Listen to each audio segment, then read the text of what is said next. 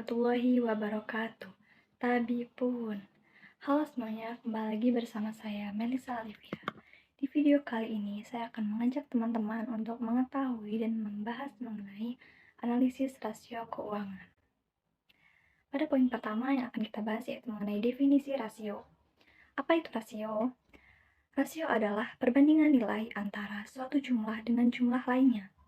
Adapun penulisan perbandingannya dapat ditulis sebagai A berbanding B, dengan A dan B merupakan dua besaran yang mempunyai satuan yang sama. Rasio dapat digunakan dalam kehidupan kita sehari-hari. Misalnya, membuat adonan kue dengan 5 butir telur dan 100 gram tepung terigu. Artinya, adonan kue tersebut dibuat dengan rasio 5 butir telur berbanding 1 gram tepung terigu. Kemudian poin yang berikutnya yaitu definisi rasio keuangan. Rasio keuangan adalah salah satu metode menganalisa keuangan yang digunakan sebagai indikator penilaian perkembangan perusahaan dengan mengambil data dari laporan keuangan perusahaan selama periode akuntansi.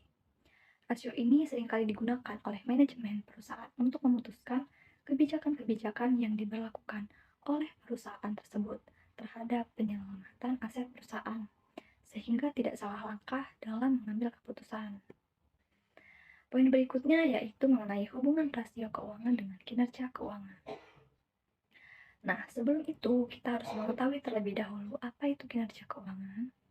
Jadi, kinerja keuangan adalah suatu usaha formal yang dilaksanakan perusahaan untuk mengevaluasi efisien dan efektivitas dari aktivitas perusahaan yang telah dilaksanakan pada periode waktu tertentu. Nah, kemudian apa hubungannya rasio keuangan dengan kinerja keuangan? Hubungannya antara rasio keuangan dengan kinerja keuangan sangat baik. Mengapa? Karena semakin baik nilai rasio keuangan, maka semakin baik pula kondisi kinerja keuangan perusahaan tersebut. Begitupun sebaliknya. Dengan melakukan evaluasi terhadap kinerja keuangan, maka kita mampu mengetahui tingkat kesehatan suatu perusahaan. Dan penilaian kinerja keuangan dilakukan dengan menggunakan analisis rasio keuangan. Kemudian di poin berikutnya yaitu ada manfaat dan penggunaan analisis rasio keuangan. Yang pertama, manfaat dari rasio keuangan antara lain untuk mengetahui posisi keuangan perusahaan pada periode tertentu. Kemudian untuk mengetahui kelemahan dan kekuatan yang dimiliki perusahaan. Selanjutnya sebagai dasar menentukan strategi yang diperlukan ke masa depan. Yang terakhir, sebagai parameter keberhasilan atau kegagalan manajemen. Kemudian penggunaan rasionya, yaitu alas rasio keuangan berguna untuk menentukan kesehatan keuangan suatu perusahaan yang baik pada saat sekarang maupun di masa yang akan mendatang. Dengan rasio keuangan, kondisi keuangan dari kinerja perusahaan untuk satu periode tertentu dapat diungkapkan serta diketahui kekuatan dan kelemahan perusahaan dalam bidang keuangan. Nah, kemudian yang terakhir yaitu macam-macam rasio keuangan. Yang pertama yaitu rasio likuiditas. Rasio likuiditas atau liquidity ratio adalah jenis rasio yang digunakan untuk mengukur kemampuan suatu perusahaan dalam memenuhi kewajiban keuangan jangka pendek. Rasio likuiditas terbagi ke dalam 3 jenis, antara lain ada rasio lancar atau kurang rasio, rasio yang membandingkan antara aset lancar dengan liabilitas lancar atau kewajiban jangka pendek. Dengan rumusnya, rasio lancar sama dengan aktiva lancar per hutang lancar dikali 100%.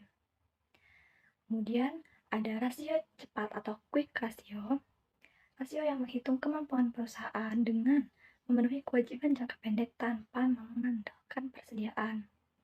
Dengan rumusnya yaitu rasio cepat sama dengan kas plus efek plus piutang dibagi hutang lancar dikali 100%. Kemudian rasio kas atau cash ratio. Rasio keuangan yang mengukur kemampuan perusahaan untuk membayar liabilitas jangka pendek dengan kas yang dimiliki.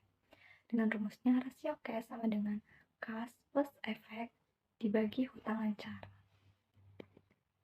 Kemudian yang kedua yaitu ada rasio profitabilitas. Rasio laba profitabilitas atau profitability ratio mengukur kemampuan perusahaan untuk menghasilkan laba dari kegiatan operasionalnya. Beberapa rasio profitabilitas yang umum digunakan antara lain yaitu rasio laba kotor atau gross profit margin. Rasio yang menghitung laba kotor sebagai presentasi dari penjualan. Dengan rumus, rasio laba kotor atau gross profit margin sama dengan penjualan neto min HPP dibagi penjualan neto dikali 100%. Kemudian ada rasio laba bersih atau net profit margin, yaitu rasio yang menghitung laba bersih sebagai presentasi dari penjualan. Rumusnya yaitu rasio laba bersih atau net profit margin sama dengan EAT atau earning after tax atau laba bersih setelah pajak dibagi penjualan neto dikali 100%. Kemudian rasio laba operasi atau operating income ratio. Rumusnya rasio yang digunakan untuk menghitung pendapatan laba operasi sebelum bunga dan pajak dari penjualan. Rumusnya yaitu laba bersih atau operating income rasio sama dengan penjualan neto min HPP min EBIT atau penjualan neto dikali 100%. EBIT merupakan earning before interest and taxes atau pendapatan sebelum bunga dan pajak. Kemudian yaitu pengembalian modal sendiri atau return on equity. Rasio yang menghitung laba bersih sebagai presentasi dari ekuitas dan atau dengan kata lain mengukur kemampuan perusahaan dalam mendapatkan laba bersih berdasarkan ekuitas yang ada.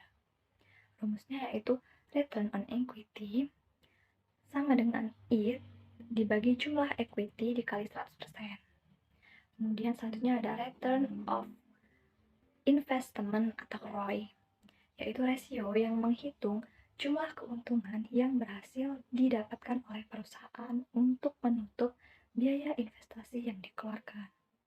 Rumusnya yaitu return of investment sama dengan EAT dibagi jumlah aktiva dikali 100%. Yang berikutnya, return on net worth, yaitu rasio keuangan yang digunakan untuk mengukur laba yang berhasil dihasilkan untuk mendapatkan pemegang saham dari modal sendiri yang digunakan. Rumusnya, return on net worth sama dengan EAT dibagi jumlah modal sendiri dikali 100%. Kemudian yang ketiga, yaitu rasio aktivitas. Rasio aktivitas atau activity ratio mengukur efisiensi perusahaan dalam menggunakan sumber daya operasionalnya. Beberapa rasio aktivitas yang umum digunakan antara lain ada rasio perputaran piutang atau account receivable turnover, yaitu rasio yang mengukur berapa kali piutang perusahaan berputar dalam 1 tahun. Rumusnya, rasio perputaran piutang atau accounts receivable turnover sama dengan penjualan dibagi piutang rata-rata dikali 100%. Kemudian ada rasio perputaran persediaan atau inventory turnover ratio, yaitu rasio yang mengukur berapa kali persediaan perusahaan berputar dalam 1 tahun. Dengan rumusnya yaitu rasio perputaran persediaan sama dengan penjualan dibagi persediaan dikali 100%. Kemudian yang berikutnya ada rasio perputaran aktiva tetap atau fixed asset turnover. Rasio keuangan yang mengukur dan mengevaluasi kinerja perusahaan dalam memanfaatkan aktiva tetap untuk meningkatkan penjualan. Jika nilai yang ada semakin besar, maka pengelolaan yang ada semakin efektif. Rumusnya, rasio perputaran aktiva tetap sama dengan penjualan dibagi aktiva tetap dikali 100%. Kemudian yaitu rasio perputaran rata tagihan atau average collection turnover. Rasio yang digunakan untuk mengukur lamanya waktu yang dibutuhkan bagi perusahaan untuk menerima tagihan dari konsumen dalam 1 tahun. Rumusnya, rasio perputaran rata tagihan sama dengan piutang dikali 365 dibagi penjualan dikali 100%. Kemudian yang terakhir, rasio perputaran modal kinerja atau work capital turnover. Rasio yang digunakan untuk mengukur tingkat perputaran modal kerja bersih dengan cara membandingkan aktiva lancar dengan hutang lancar terhadap penjualan selama 1 periode. Rumusnya, rasio perputaran modal kerja sama dengan penjualan atau aktiva lancar min hutang lancar dikali 100%. Nah, teman-teman, itu tadi adalah beberapa poin yang saya bahas dalam analisis rasio keuangan. Semoga dapat dipahami dan bermanfaat bagi teman-teman semua.